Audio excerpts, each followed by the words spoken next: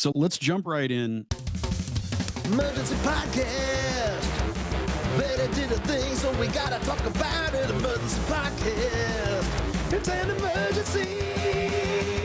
Emergency podcast. Shut up, oh yeah, shut up, oh yeah, shut up. Emergency podcast. It's an emergency.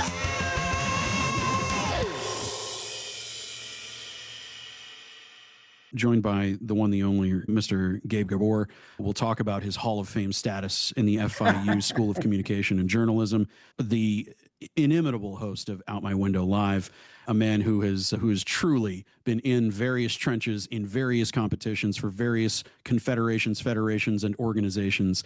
But here is joining us to talk about Major League Soccer's soccer celebration this weekend, Saturday and Sunday, out at Auditorium Shores. I've gone through the list of a bunch of this stuff to preface this, and there's a lot going on. And I think a lot of people are expecting to come out, hang out for 4 hours a night.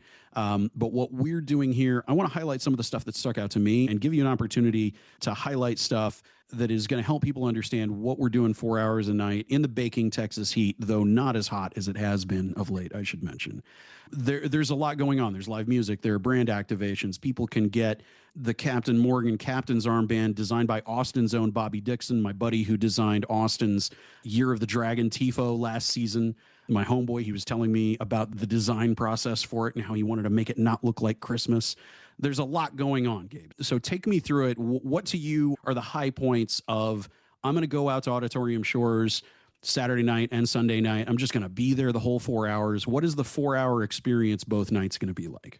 First of all, Moisés, thank you so much for that great introduction. I think I'm going to record it, put it on a speaker, and every time I come through the front door, it's going to be you talking about my career, because that was great. Hey, I like to think that I stole all the best moves of Roger Bennett and Max Bretos and just molded them into one person. And I'm just playing an imitation game here. So you were talking about a soccer celebration. I actually just came from there. I spent part of yesterday. Also, we had the first annual media Goalie Wars, where we had one representative from every network affiliate in town compete for the big prize of top dog in town, best goalkeeper. And that was a lot of fun. But to your question, it's a giant festival, 160,000 square feet of activation. Auditorium Shores is right across downtown. So it's a very Instagrammable sort of night out where you can take a lot of pictures. It's free to the public, and it's just a giant festival. You're going to see a lot of very beautifully done booths by the different sponsors. I just, for example, saw Coca-Cola space, and it's fantastic. And there's going to be legends signing autographs. There's going to be live music. There's going to be opportunity to get festival food. But more than anything, what a celebration of our sport, and maybe a celebration of what Austin has achieved as a soccer town in such a short time frame. I remember I was here when we launched the team. I actually ran media operations for the launch of the team. It was, I think it's called West 6th Street, that neighborhood, at a music venue. And to think that we'd be here so few years later celebrating what has become an incredible success for the city. If you really think about it, you got All-Star now, but you've had Gold Cup, you've had the U.S. national team, you've had the Mexican national team, you had Copa America.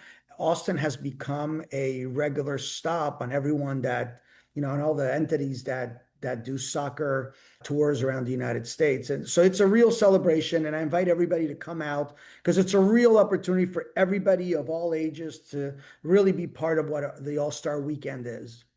We'll get to a number of these different items, but I do have to take exception to something you did bring up, and I'm sorry that you brought it up. I'm very bitter about this. As one of the Austin Media Corps' goalies from our Media Cup last year, I know I'm not on TV, but as somebody who has actively played goalkeeper in retired middle-aged people's soccer games, I am deeply upset about the snub in the way that some players are upset about not being rostered for the game. I feel like I got to figure out what I did to get on MLS's bad side to make sure that make good, because I feel like I was consciously excluded. I just need to know what I did so that I can face Nick Bannon as the monster that he is. I say this because he came in second, by the way, Nick. His team absolutely massacred us last year, even though Hernan Gonzalez from We Are Austin TV, I mention this every chance I get. I think I'm embarrassing him at this point. Only person in any competitive match at Q2 Stadium who has scored 5 goals in one match, even though we had Hernan on my team. Powerful Nick kept too many goals out. Otherwise, we would have won. Look, okay, I'm gonna take personal responsibility. Okay. The thing is that, Moises, I was looking out for you. It was very warm yesterday. Okay. And I just wanted to play it safe and make sure that you were able to enjoy the rest of the week. You wouldn't get injured or, the heat. So I was looking out for you as a friend. Honestly, that is a good shout because I did crack a couple of ribs last year, making a couple of saves. Not to say that I need to be wrapped in bubble wrap, but maybe it wouldn't be a bad idea. So the environment of soccer celebration, it's something that, as someone who grew up in Dallas, Texas, going to the state fair next to the Cotton Bowl, the vibes of everything that I've read through here, it really feels like you've set up a temporary weekend-long city of state fair kind of activities that are all soccer focused. I wanted to start with the legends that you guys have coming in, because I don't think this has been trumpeted enough. Whether you followed U.S. soccer or just soccer in the U.S., Saturday from 6:30 to 8, you've got Kobe Jones coming out. Kobe Jones. Legend is putting it mildly. This is someone who is very active on the MLS Next Pro side of things. In retirement, it continues to be a huge advocate for the sport. And then on Saturday, you got Diego Valeri and Austin's own, I can say, Giassi Zardes, a guy who I love talking to post-match in the locker room, one of the warmest, most amiable guys that, look, everybody should have a meet and greet opportunity with Giassi Zardes, no offense to Diego or Kobe. But you got these guys lined up. Do you have other cameos, other surprises planned in store for the weekend? You never know. I will tell you, however, that there's a lot of legendary players that are running around town doing all kinds of things. And I would not be surprised if folks are walking around downtown or other neighborhoods and all of a sudden they run into one of these Hall of Famers around town, because there is a lot of them all over the place. So again, it's just part of the excitement, but definitely go tomorrow. What an opportunity to meet Kobe Jones. I've been working with him for more than 20 years, and I'm still in awe of what he's done for soccer in our country. And Diego, what can you say about Diego Valeri, right? He's great on TV, by the way. Talk about a natural, right? He stepped off the field, went into the booth, and just an absolute natural. So yeah, all the players that are coming are going to be terrific, and just another reason to head out to the soccer celebration and take in the festivities for the week. Diego's so good. He reminds me of another Diego, and also an Austin thing. Diego Rubio, when he came to this club, I was like, this guy is a natural fit because he can do both languages perfectly. He's got camera presence. He knows that he's going to get a 30-second soundbite out, and that's what he's got to deliver. You guys got to snap him up for some stuff when he's ready to stop playing, but I think he's still got years yet. So that's going to be at Caterpillar. I guess these guys are going to maybe sign a backhoe and you're going to give it away or something. Or let's talk about test driving an Audi. Test driving an Audi. Is there going to be like a credit check people are going to go through? People like going to leave their wallet? Like, how are you making sure that these Audi Q6s and SQ6s and Q5s and SQ5s are not just driving off? Because these are some hot cars you guys are letting people try out. I got to tell you, while I don't know the specifics, I do know the Audi folks, and they're fantastic. They do a great job, a professional job when they do these test drives. I could tell you that personally, being a company man, I drive an Audi. I have an electric Q4. I love my car. Unfortunately, so does my wife. So she doesn't give me a lot of opportunities to drive it because she gets priority. But if you get a chance to drive one of these wonderful vehicles, do so, because they drive as nicely as they look beautiful. So what is the Audi ring swing? This is something that was mentioned. No additional details. I need to know what this is. Is this like an American Gladiators kind of thing? What's the ring swing? I don't know. You don't know? All right, then I'll edit that out. I don't know. We get a lot of generic information, but sometimes, and that's the fun of doing an interview with someone like you, like Moisés, is that you get into the nitty gritty. It's, hey, I see in the press release you're doing this. What the heck is it? Where someone like me reads it and says, oh, they're doing that. But we can ask Peter, our friend Peter from Corporate Comms, what it is. I'll get clarification on that. I'm putting together something for the newsletter that runs together all of the official, unofficial activations going on around town for everybody, because people have these questions. Among these various voluminous questions that the Ultras have given me, very much top of the list. I feel like I did not lead with the top thing on Austin Texans' mind.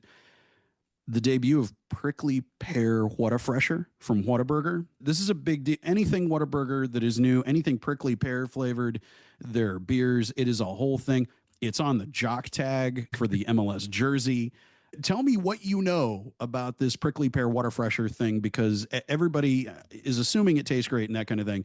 But in what way did this come into the planning for this event?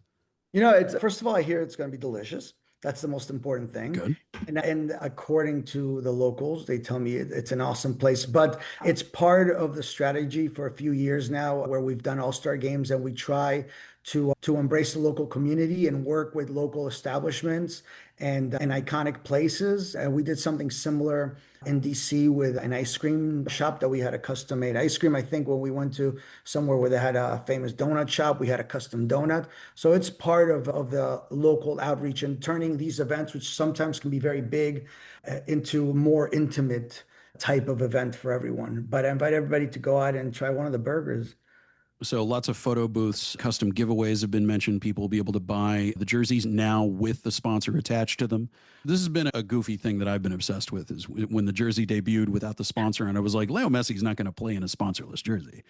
I can't wait to see what ends up going on there. Are people going to be able to get their jerseys customized on site? Do we already have lineup numbers for the players? So if people, I've been told by reliable sources that Leo Messi's wearing the 10. Will people be able to get their MLS All-Star jerseys personalized with the player name and number that they want down at Auditorium Shores? I have not seen the final number list. Sometimes with all-star games, it's a little tricky because you'll see more than one person sometimes with the same number because that's the number they want. So it's happened before. So we'll see when the list comes out. Again, these guys at the venue are very professional, and I guarantee you if there's a Messi 10 playing, there will be a Messi 10 jersey to be had with all the sponsor patches for making it a true collectible item. So the music lineup, we've got the City and Group Love on night one, starting at about 8 p.m. And then on Sunday, it's all Austin with Mend Adam and Sir Woman starting at 7:30. What kind of energy and vibe are you thinking is going to play out once these bands take the stage? Is everything going to switch to focus on the music, or is the music going to happen in addition to everything else continuing to go on? That's up to the crowd that's there and the way it works. I think that whichever case it is, the fans are going to enjoy it very much. And it's going to be a fun night for everybody. And some folks will focus on the music, and other fans will go around getting some of the sponsor product or trying out that they have an actual mini pitch there. So I think it'll be a little tough to stop all the activity, but you're talking about some terrific groups. And that folks here know, and everybody will come out and have a great time. Especially, by the way, it's really nice when you go to the Footprint, you got the stage and you got the downtown behind it. It's a really iconic sort of Austin environment to be at the Auditorium Shores. I think it's great. Are you going to go?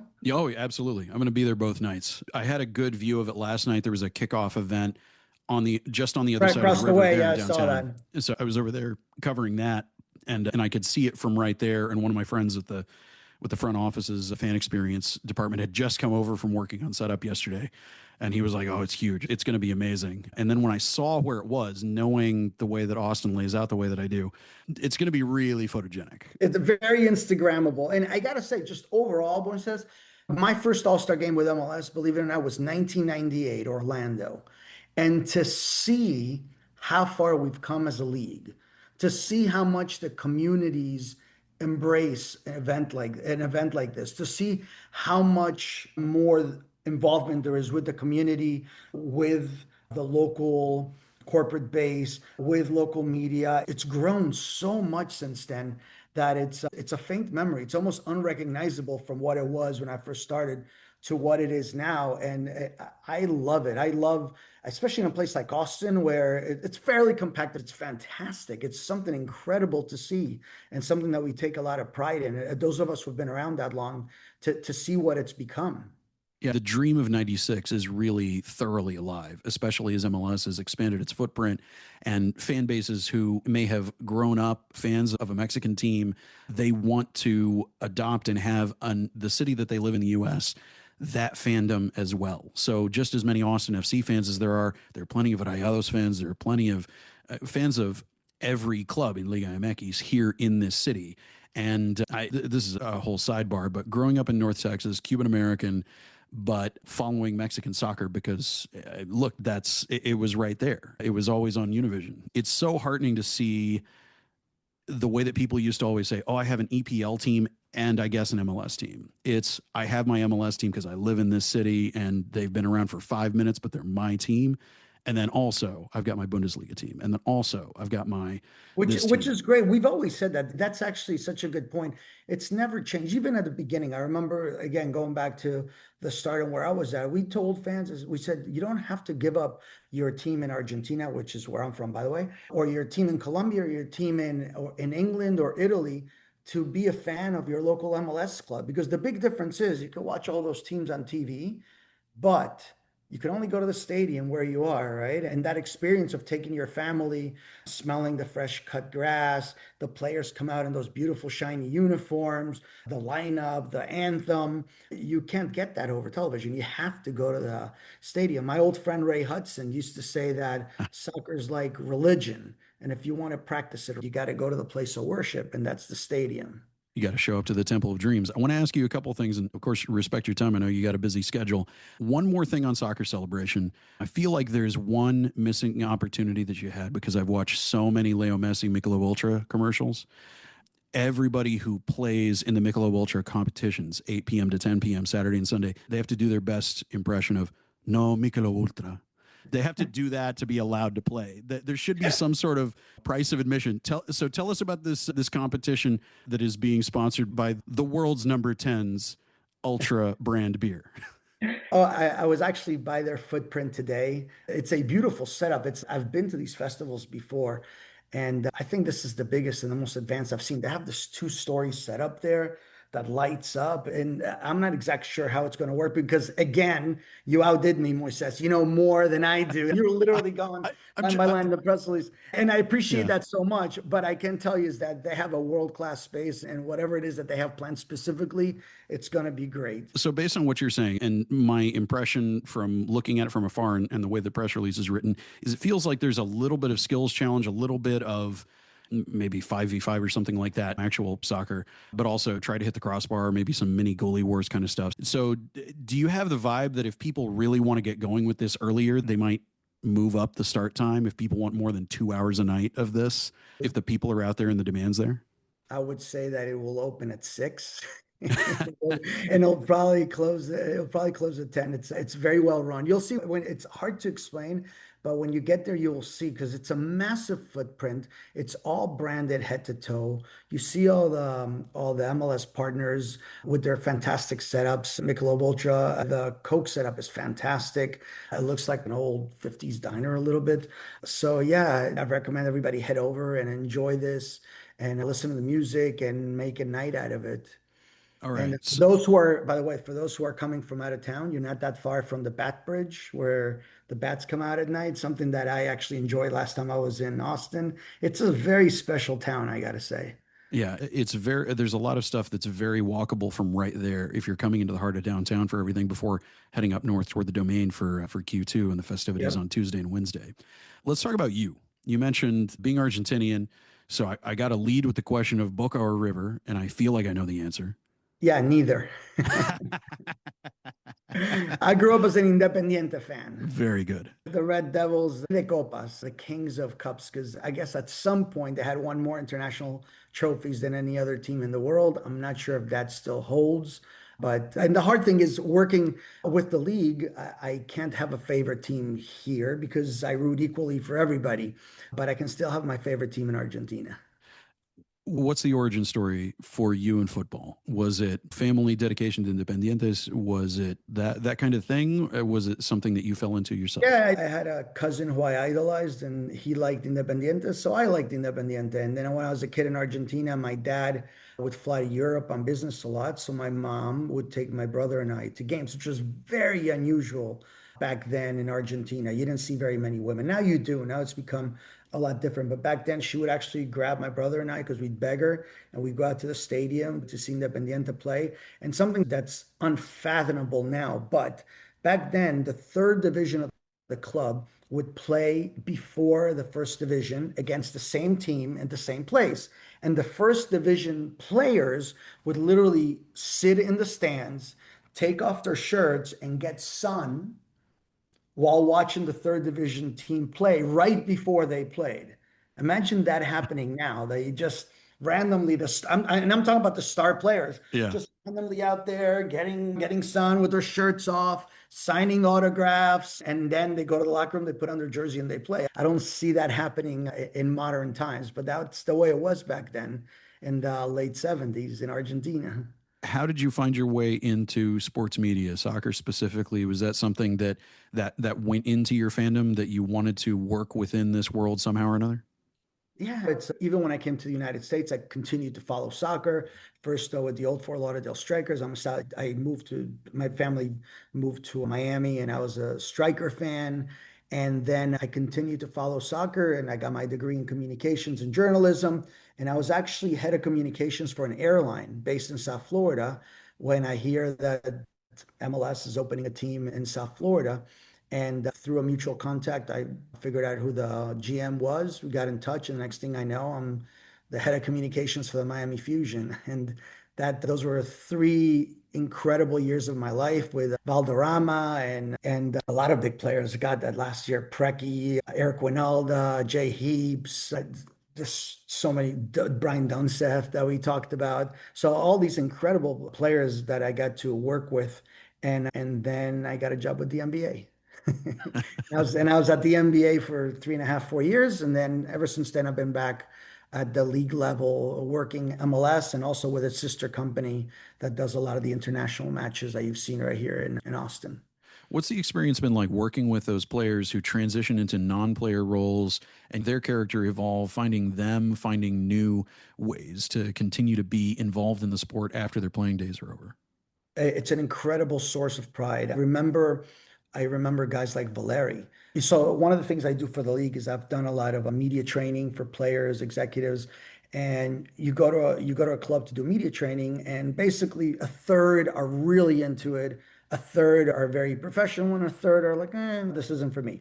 Valeri was always front and center. He always wanted to know more about that part of it, and that's why the day that he left, that he retired, the next day he already had a gig with the new MLS season pass. And if you remember, he was at the studio first. He's so good. You had to have him out at the stand because he's a fantastic analyst in Spanish. For those of you who listen Spanish, another example that I can give you is Alejandro Moreno, who's on ESPN, right? Alejandro was with Houston, and anytime as a league we asked him to do anything like, hey, can you do this with Univision? Can you do this appearance, whatever? When he was a player, he would say yes. And he told me that he got the itch to have a career in television when we asked him one time to do a media tour for us in Miami to promote MLS Cup, even though he wasn't playing. And he came back from that and he said to his wife, I think I want to give a go at this media thing. And he was actually an analyst for ESPN in English. Mind you, he was born in Venezuela, in English, before he even retired. 2 years before he retired, ESPN was already using him as an analyst for MLS Cup. So credit to my friend Ale, credit to Alejandro, Taylor Twellman, all these guys that really just have done a great job. Brian Dunseth, another one.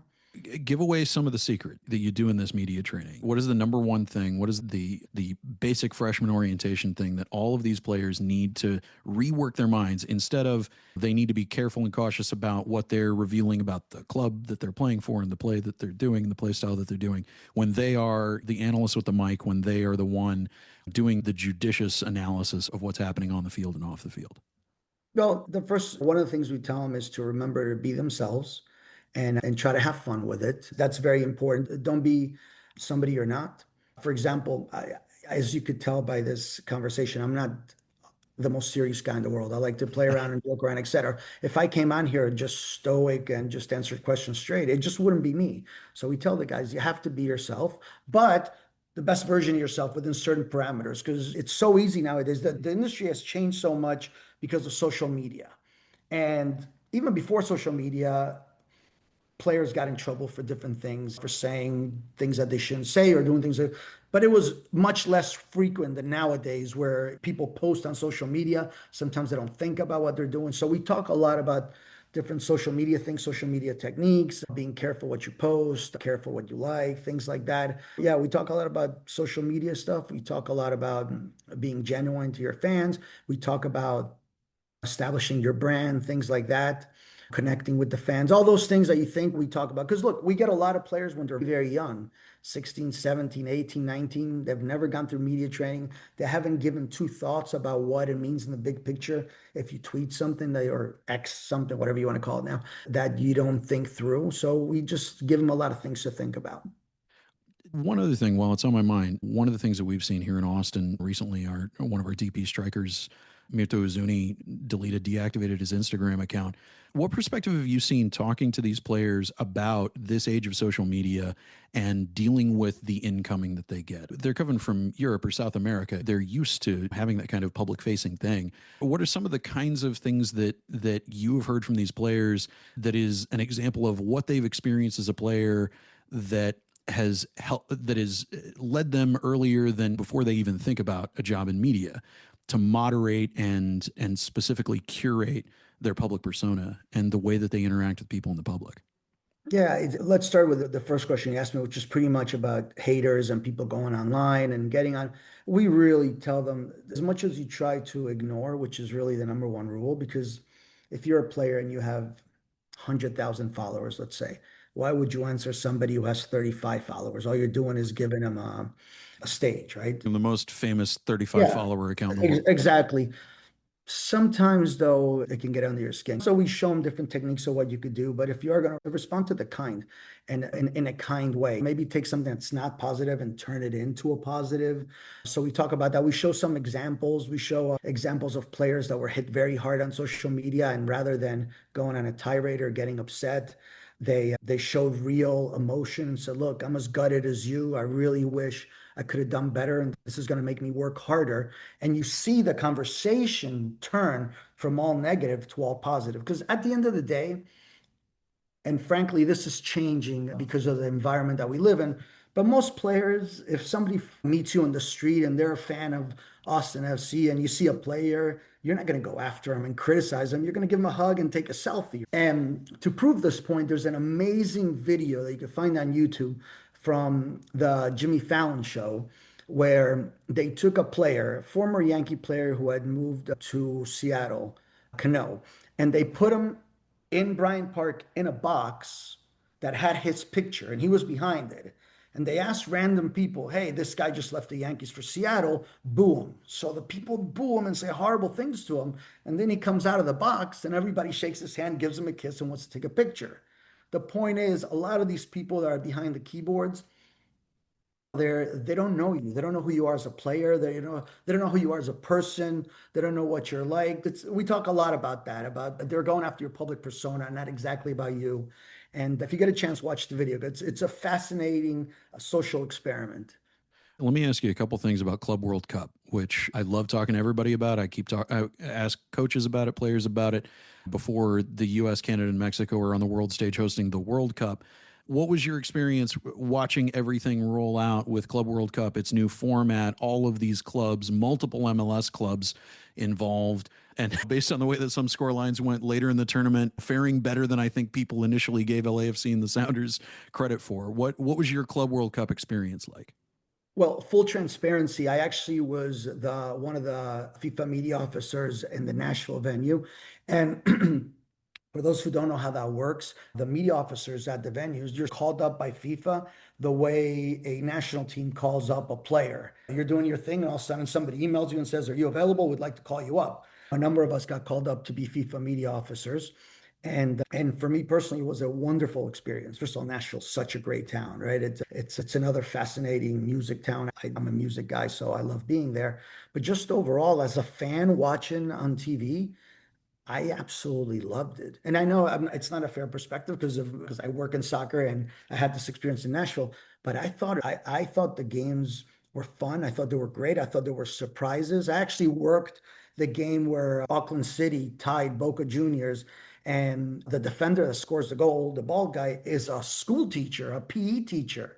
And they beat maybe the most powerful team in South America, in Argentina, and it was such a moment. And I had the privilege of taking him and through his interviews and seeing how somebody who's not a professional reacts to being the star of the match against Boca. It was a fascinating thing. But once national was over, I just become a fan. I actually went to 4 games as a fan. I took my son, and having been at the last few World Cups, I got to say that the Bayern Munich, it was Bayern Munich Bayern against, Boca? no, it was against the Brazilian team based in Rio. So it's with Oh, Flamengo. Flamengo, yeah. That felt like a regular World Cup, just the vibe in the stadium and just the logistics. It felt great. So for me, my experience that you were asking me about, it was great. I think it's a great tournament. I'd love to see it come back. Before we close out, I wanted to talk about figures that inspire us, figures that we look up to in an industry where there are plenty of people to admire, as we were saying before we started, also plenty of people to not admire as much. We recently lost to me, and I believe I can speak for you, to you, a towering figure in soccer media in Jaime Gallardo. And I was wondering if, for people who aren't familiar with his name, who might have seen him around various stadia over 5 World Cups, various Gold Cups, various Copa Americas, one of the most steadfast of the journalist corps. Tell us about Jaime Gallardo. Tell us about your relationship with him, who this giant of a man, who giant maybe not in stature, but giant in who he was. When I heard the news yesterday, I was shocked. And I heard in the middle of my event that at Auditorium Shore, as a professional, you got to power through and you got to do what you got to do. But in the back of the mind, I couldn't believe that such a young guy that I had such a great relationship with was gone. I still don't know what, the circumstances were. I could tell you that anyone who listens to Spanish language radio in the United States will know him as the quintessential sideline reporter for the Fútbol de Primera network, which is a national Spanish language radio network that's owned partially by Andrés Cantor. And he was always there. And as part of my job with MLS, I do a lot of the international matches through Soccer United Marketing. So I've been doing the Mexican national team for the past 20 years. And he's a staple on the sideline and a sweetheart of a person. Not only is he a great professional, very good at what he did, but just such a sweet man and a pleasure to work with, and always a smile on his face. And when you run into him, it's always with a hug. And yeah, it's not every day that you get to work with people like that. And I feel privileged that I had an opportunity to share part of my career with him. And yeah, tough for all of us who are in the business, and I got to spend time with him. I know that part of the plan for All-Star next week is to commemorate the victims of the severe flooding disasters here in Central Texas, but I have a feeling I maybe know a guy on the inside who might have something to do with figuring out some sort of a tribute on the Jumbotron to a great man who people should aspire to be. The workaday ethic that he had was admirable. You work for Andrés Cantor, you pass a variety of checks. But look, thank you so much, Gabe, for taking the time. And I'm sure. Let's end it on a high note. Let's not forget we talked about soccer celebration, but Tuesday night, an epic night with Skills. I don't know if you've experienced Skills before, but it's a lot of fun to watch. I'm a big fan of Goalie Wars. I think it's amazing to see it in person. And then obviously Wednesday is the big day. And I would invite everybody to go to the MLS website to get more information. And also, if you would like to buy tickets for these events, I hope to see you there. I know that I enjoy it every time. Yeah, this will be my first chance to experience it in person, but I've experienced it on TV many times, and I'm especially looking forward to Skills Challenge. The real sickos know that Skills Challenge is just as equally important as the game. So thanks again for the time, and we'll see you Tuesday and Wednesday and various times in between.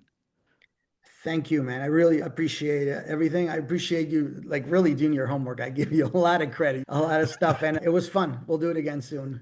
All right. This is the best thing I've heard in the history of the 8 years I've been on this planet.